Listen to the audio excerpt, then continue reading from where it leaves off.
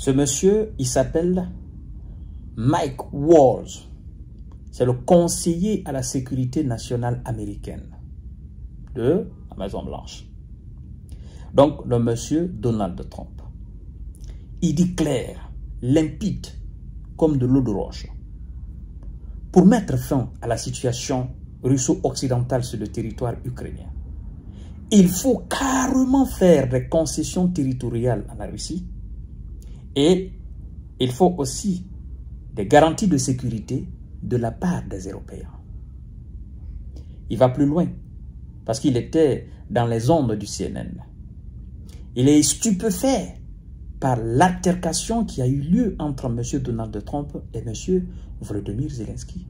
Il dit d'ailleurs que c'est une occasion très importante manquée par le président ukrainien. Et encore, il pousse le bouchon très loin en disant que à partir de là, l'administration Trump a maintenant des doutes sur la sincérité de M. Zelensky à vouloir négocier la paix avec l'Ukraine. Et le journaliste va lui poser la question de savoir est-ce que les Américains sont aujourd'hui dans une perspective de remplacer M. Zelensky à la tête de l'État. Ce qu'il dit par rapport à cela, ça fait froid dans le dos. Je vais vous détailler ça en substance. Vous savez que moi je ne suis pas grossiste. Je suis adepte de tout ce qui est les petits détails parce que c'est ce qui compte au fait. Hein? C'est ce qui compte. C'est comme vous allez dans un entretien d'embauche ou bien vous allez signer un contrat, on vous soumet un document. Il faut prendre le temps de lire le document dans les moindres détails. Parce que souvent, il y a des petites écritures que vous dites que non, ça, c'est pas important. C'est là où se trouve le piège dans le contrat. Donc, il faut lire les détails. Il faut souvent se baser sur les détails. Les détails sont très, très importants. Et moi, je suis un détailliste. Je ne suis pas grossiste. Voilà. Il faudra des concessions territoriales de l'Ukraine et des garanties de sécurité menées par l'Europe pour mettre fin à la guerre, estime Mike Waltz. Pourquoi il le dit? Des garanties de sécurité menées par l'Europe. Parce que eux, ils ont tranché sur la question. Il n'y aura pas de militaires américains sur le terrain en Ukraine pour apporter des garanties de sécurité à l'Ukraine. Par contre, ils vont envoyer des militaires pour garantir, disons, les terres qu'ils vont exploiter. Et c'est pourquoi M. Zelensky a dit, comment vous allez envoyer des militaires pour garantir les terres que vous voulez exploiter, les minerais que vous avez besoin, et refuser d'apporter la sécurité à l'Ukraine? Donald Trump dit, écoutez, ça ne fait pas partie de l'accord. D'accord? Nous avons signé un accord, vous avez signé cet accord-là, c'est pour exploiter les terres. Nous allons envoyer des militaires là-bas pour ça, mais nous n'allons pas envoyer des militaires dans le cadre de sécuriser l'Ukraine. Ce sont vos alliés européens qui vont le faire. Alors, le Conseil à la sécurité nationale américain, il continue en disant, parlant d'une énorme occasion manquée, le Conseil à la sécurité nationale américain, Mike Waltz s'est dit stupéfait dimanche sur CNN, aujourd'hui même, par l'altercation de vendredi entre M. Donald Trump et M. Volodymyr Zelensky, en disant qu'il en ressortait, voilà, il dit, en ressortait des doutes sur la volonté du dirigeant ukrainien de jamais être en mesure de négocier avec Vladimir Poutine ou de mettre fin à la guerre. Alors, aujourd'hui, l'administration Trump doute, n'est-ce pas, des déclarations de M. Zelensky. Parce que l'administration a vu, les responsables américains ont vu à M. Volodymyr Zelensky que ce n'est pas Poutine qui ne veut pas la paix, que ce n'est pas Poutine qui ne veut pas mettre fin à la guerre.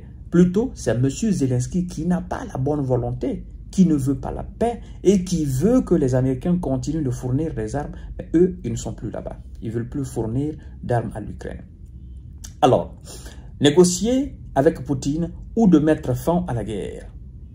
Il a refusé tout de même toute notion d'une embuscade contre le président ukrainien et réitère le fait que pour mettre fin à la guerre, il faudra des concessions territoriales de l'Ukraine. Il faudra aussi, a-t-il dit, des garanties de sécurité menées par l'Europe. Alors, pendant l'embuscade, nous n'allons pas essayer de l'attendre au tournant pour le frapper. Non, non, non, non. On n'est pas dans cette démarche-là. De toutes les façons, le président américain a été clair la fois dernière en disant, ben écoutez, soit tu acceptes ces concessions ou on t'abandonne. Tu acceptes ce qu'on te dit ou nous on te lâche. Trump a été aussi clair que ça. Et c'est ce qu'il va faire. Il n'a rien à cirer de cette histoire de guerre. C'est pas sa guerre. Et d'ailleurs, vous avez vu dans la discussion où il dit à M. Zelensky, ben, tout ce que vous êtes en train d'énumérer là, moi je n'étais pas là. 2014, machin, je n'étais pas là. Ceux qui étaient là, ils sont responsables de ce qui se passe dans votre pays. Et maintenant que nous voulons négocier, vous ne voulez pas négocier, ben, nous allons vous lâcher. Et si on vous lâche, vous le savez très bien que la Russie fera de vous une simple patate à bouffer le matin, c'est tout. Donc, il faut réfléchir avant de dire quoi que ce soit. Et il faut remercier le peuple américain pour ce qu'il a fait. Voilà. Donc, je pense que ça fait énormément mal à M. Zelensky. Et donc, maintenant, à la question de savoir si le président américain Donald Trump souhaitait la démission du président ukrainien Volodymyr Zelensky, son conseiller à la sécurité nationale a répondu. En fait, on a posé la question au conseiller à la sécurité américain, parlant de Mike Waltz. Est-ce que M. Donald Trump est aujourd'hui dans une politique de remplacement de M. Zelensky à la tête de l'Ukraine? Moi, je pense que d'ailleurs, il a donné une réponse claire à cela. Mais je pense que cette réponse avait été donnée par M. Trump lui-même et par le vice-président des États-Unis d'Amérique, J.D. Vance. Il a dit, je cite, qu'il faudra organiser les élections en Ukraine. Et que même en période de guerre, les grandes démocraties organisent des élections. Et vous vous rappelez, je suis venu devant vous ici pour vous dire que, d'ores et déjà, en parlant de la sorte, les Américains reconnaissent que la Russie est une très grande démocratie. Parce qu'en période de guerre, Vladimir Poutine et son administration ont été capables d'organiser les élections dans la Grande Russie, mais aussi dans les terres occupées ukrainiennes.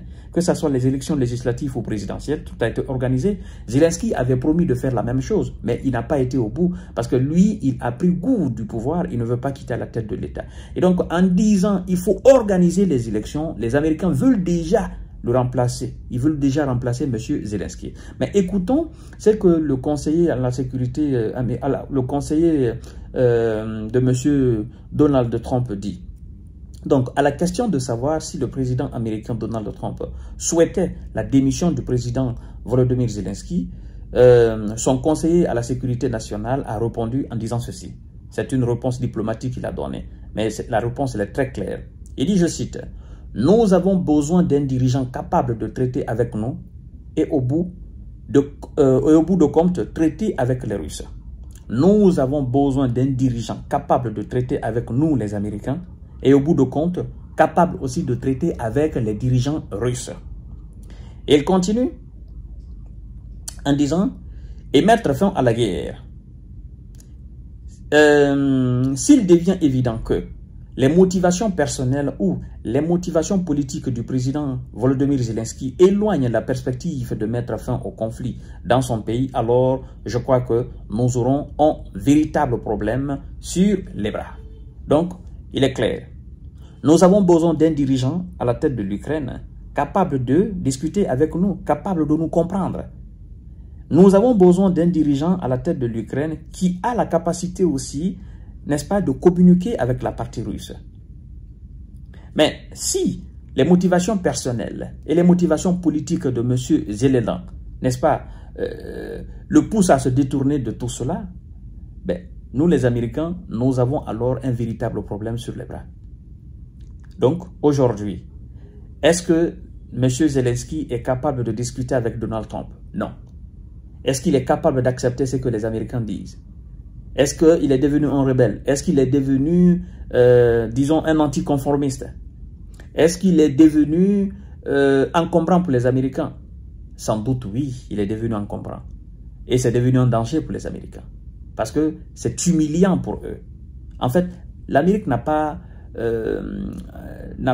coutume à ce qu'un dirigeant vienne discuter comme ça de façon très intense avec le président américain. Donc pour les Américains aujourd'hui, c'est une humiliation que M.